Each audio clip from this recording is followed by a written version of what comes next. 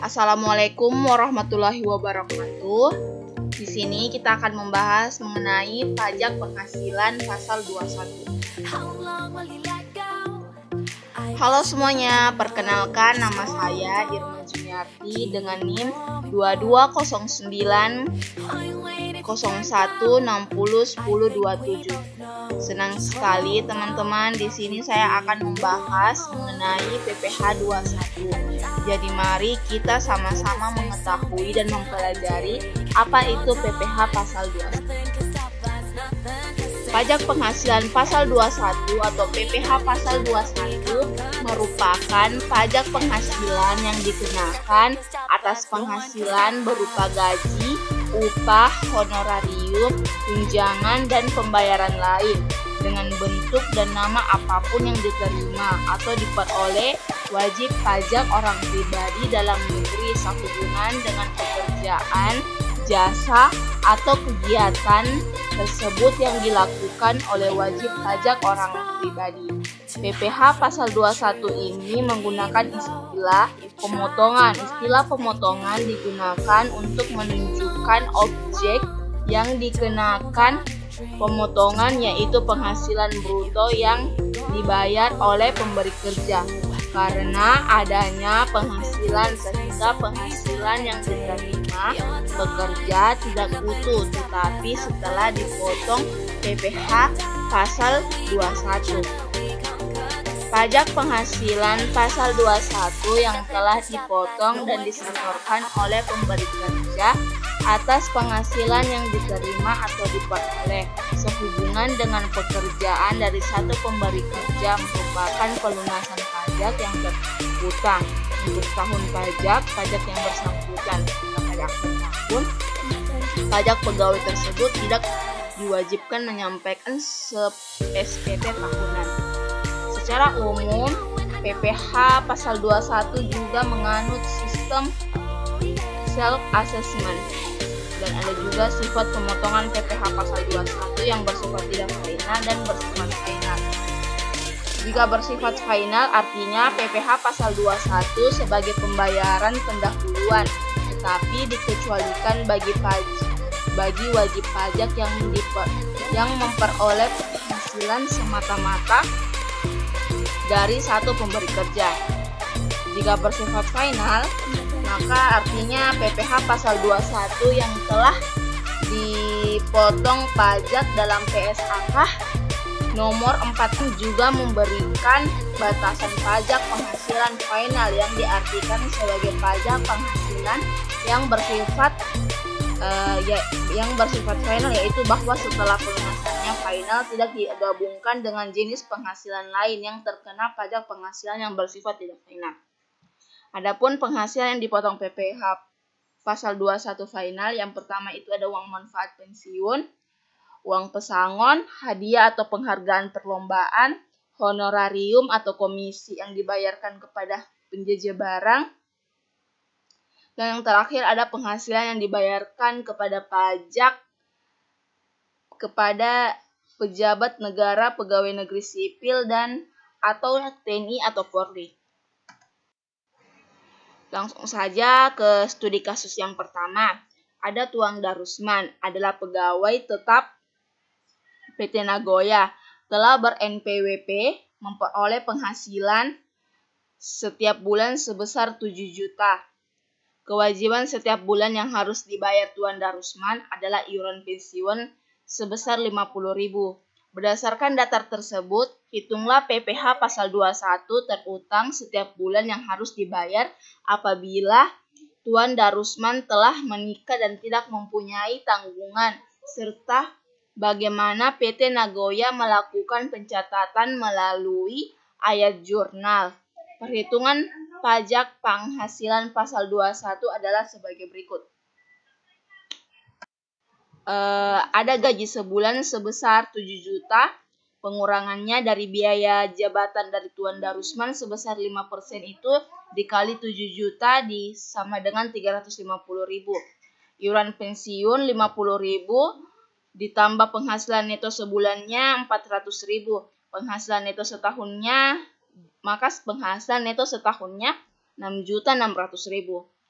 Dari 6.600.000 itu dikali 12 menghasilkan 79.200.000.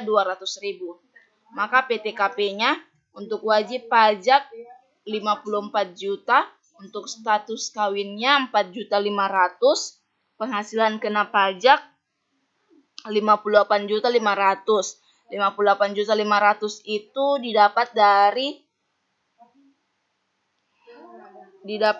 6.600.000.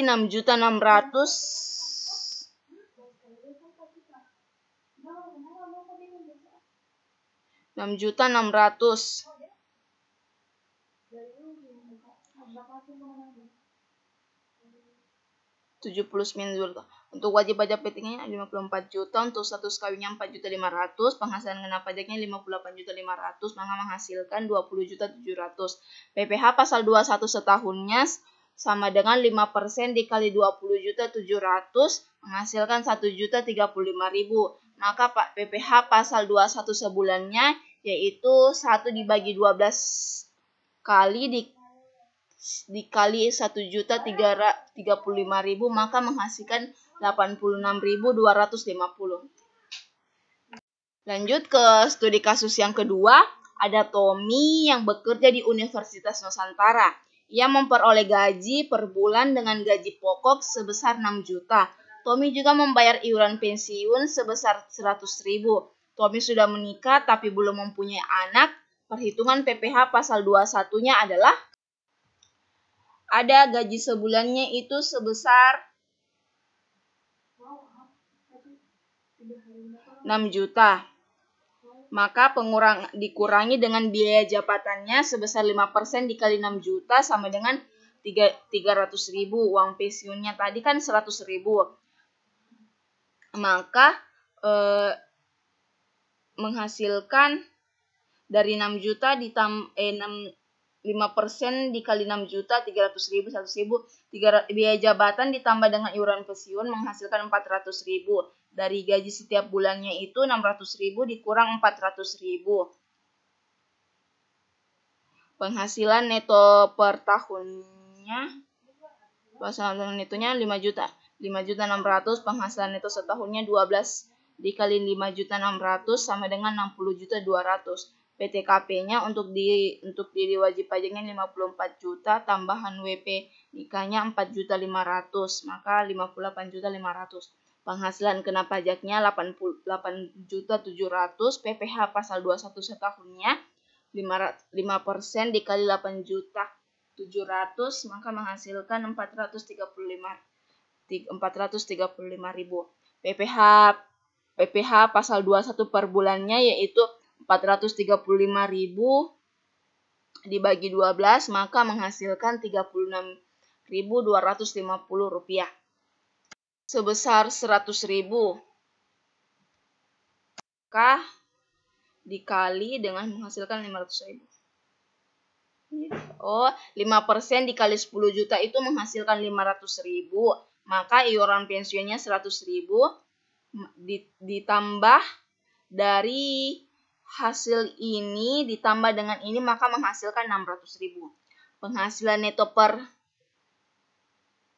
tahunnya sebesar per bulannya 9.600.000. Penghasilan neto setahunnya 12 dikali 9 juta, maka menghasilkan 112.800.000. PTKP-nya untuk diri wajib pajaknya 54 juta, tambahan WP-nya 4.500.000.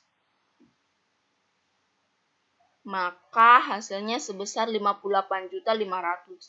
Penghasilan kena pajaknya 54.300.000. Penghasilan kena pajak PPh pasal 21 setahunnya 5% dikali 50 juta dikali 15% dikali 4,3 menghasilkan 24.645.000. Jumlah PPh setahunnya sebesar 3.145.000. PPh 21 per bulannya sebesar 3.145.000 dibagi 12, maka menghasilkan 262.083 rupiah. 15%-nya dikali Rp20 dikali 200 juta sama dengan 30 juta, 25% dikali 42 juta 500.000 maka menghasilkan 10.625.000. PPh pasal 21-nya sebesar 2.500.000 ditambah 30 juta ditambah 10.620.000 maka menghasilkan 43.125.000. Jadi, PPh pasal 21 yang harus dibayarkan Pak Bambang setiap tahunnya adalah sebesar 43.125.000. Studi kasus yang terakhir, ada Mas Danar yang bekerja di PT EDG sebagai karyawan tetap dengan gaji pokok sebesar 4.700.000 per bulan. Tunjangan makan dan transportasinya sebesar 1 juta.